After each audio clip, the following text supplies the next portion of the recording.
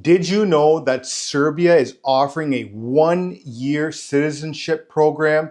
Sounds pretty great, doesn't it? But today we're going to dive into actual facts, not hype, and things that you need to know when it comes to this 1-year citizenship program.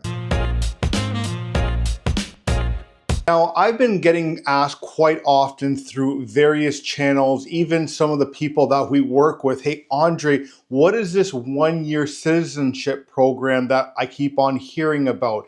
Is it true? How do I go about getting it? And today we're going to talk to you about what you actually need to know if this actual program exists and how it came to be to become something that people are talking about even till this day, even though it's old news. Now, something that we do help our clients with is that after they've been here for a number of years through their temporary and permanent residency, that we are able to help them out with their application towards their citizenship.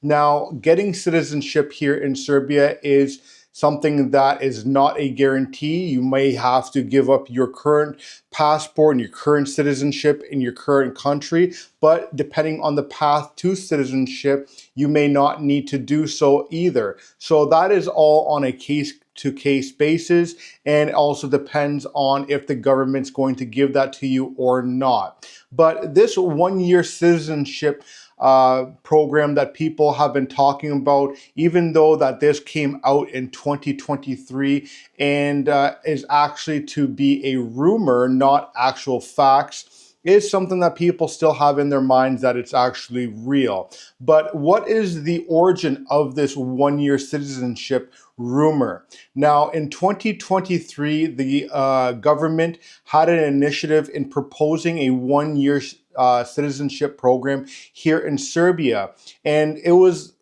great. A lot of sparked interest. A lot of people locally and globally were actually very happy about this platform. And the thing is, though, it actually never passed the parliament and actually never came into effect. And so it actually does not exist. But you know what? It actually was something that I don't believe that would be actually beneficial to Serbia at the same time is, you know, a lot of people use Serbia as a gateway to get into the EU. We get bombarded by people quite often asking, hey, listen, I just want to get residency here so I can stay into Serbia and then eventually move into, you know, Germany, France, wherever they want to go to. And they use it as an artery. And so if you become a citizen here in Serbia now, you are also able to vote towards, in your politics. You're allowed to do a lot more in the country of Serbia, whereas if you're just a resident, you don't have that option. And there is something that's going on to this day right now is people know that we are having a lot of protests here in Serbia. And so what a lot of Russians and other temporary residents or even permanent residency individuals are doing is that they're participating in these political events, which is not something that you are allowed to do as a temporary or permanent resident. As a permanent resident here, you still have all the access as a citizen to healthcare, to all the social services. However, you are still not allowed to vote as a temporary residency or a permanent resident, and you also do not have the passport. And so even if you're a permanent resident, you don't have that freedom to contribute into the political events here. And a lot of them that are doing are getting their residencies canceled. So that's one thing to know. But why did this 1-year citizenship program not pass? Now, the European Union, which many of you know that I do not believe should be sticking their nose into the Serbian politics here and what they determine to do as a country, because yeah, maybe we are a candidate country, but we've been a candidate country for far too long here, and somehow the European Union thinks that, hey, listen, you're going to have to listen to us. And that's something that I don't believe that the European Union should do, is interfere with what Parliament here in Serbia is doing. But I digress. But they did raise concerns when it came to this 1-year citizenship program, and that if Serbia offered this citizenship too easily, it would be at risk of losing their visa-free travel privileges to all the Schengen areas, which majority of them are part of the EU. And so that is something that a lot of people in Serbia and in the government here did not want to lose, because if you know it and been here for a while, you know a lot of people here within Serbia go to Germany, they go to France, they go to Switzerland, they go to Austria, and they go to other countries that are outside of Serbia in the Schengen area for work, and then they come back to Serbia. And so if they were to lose that visa-free travel, that would be detrimental to the people of Serbia. And so freedom is very valuable here in Serbia, and that's not something that Serbia is willing to jeopardize, especially the people. Freedom is something that you have to hold near and dear, and freedom, as I've told other people from other countries, is not something that is given to you. It's something that you have to consistently fight for, because people in other countries or even in your own country are always trying to take your freedoms away. And here in Serbia, people are very aware of that, and they do not want to risk any sort of freedom loss, right? Now, the misinformation that we get a lot from is that this is still an active pathway to citizenship, but it's not. It's never passed, like I said, Parliament, and so that's not something that you have. And so what are some of the current laws when it comes to obtaining your citizenship? You have to have 3 years of continuous residency here in Serbia before applying for your citizenship. And what I mean by continuous residency, that's here as a permanent resident, not a temporary resident. You still have to go through your temporary residency process, through your 3 years of permanent residency before you can apply for your citizenship. However, that is not something that is guaranteed. And again, like I said, you may have to give up your current citizenship if you come from a country that that Serbia wants you to give up, if you're coming in by naturalization, whatever it is. Now, there's some clients that we work with that have already 2 or 3 passports, and so what they'll do is they'll give up one of their passports that they have currently, say it's an American passport, because they don't want to be taxed as a global citizen, which a lot of our clients are from the United States. So they'll say, you know what, we'll give up the US passport, but we're going to keep X, Y, and Z passport in order to get the Serbian passport, right?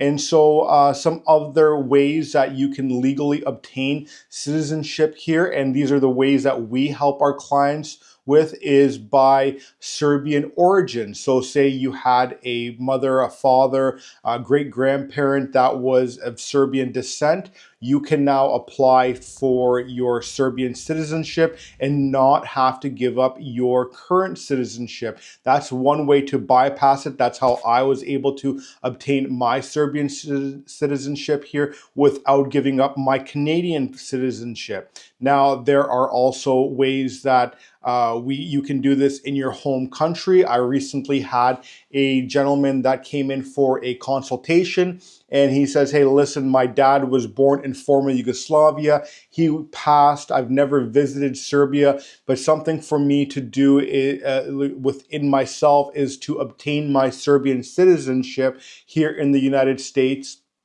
And do I have to move to Serbia or come to Serbia in order to do it? The answer is no. You do not have to actually come to Serbia in order to move forward with your Serbian citizenship by descent. This is something that you can do in your home country through the Serbian embassy or consulate, as long as you have all the proper paperwork to provide that you are entitled to Serbian citizenship by descent.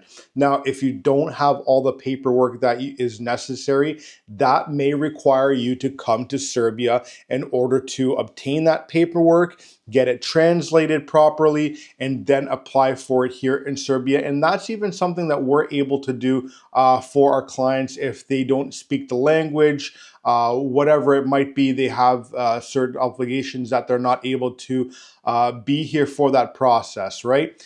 Some other ways that you can obtain your Serbian citizenship is if you marry into the Serbian culture. So you marry your husband, your wife is of Serbian descent, or has Serbian citizenship, you can apply for it that way. Or another one that is a very limited pathway is the citizenship pathway by exception.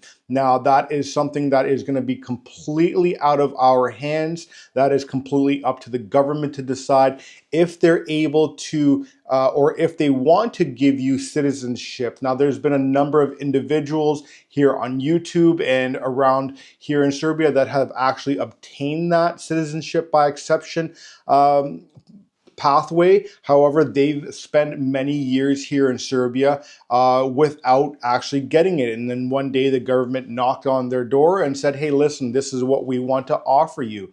Now, some of you will ask me, hey, what about citizenship by donation? That's not something that we have here. That is not in the laws. And so bringing this back home is to just say, those that think that there is a one-year citizenship program here in Serbia, that is completely false. If you're looking for some sort of way to get into Serbia, to remain in Serbia, please feel free to reach out to us at relocationserbia.com. Book in a consultation, and we'll see what kind of ways that we can help you either obtain citizenship here or residency based on your individual situation, because every case is very specific when it comes to that type of procedure. So thanks for watching, and I'll see you on the next one.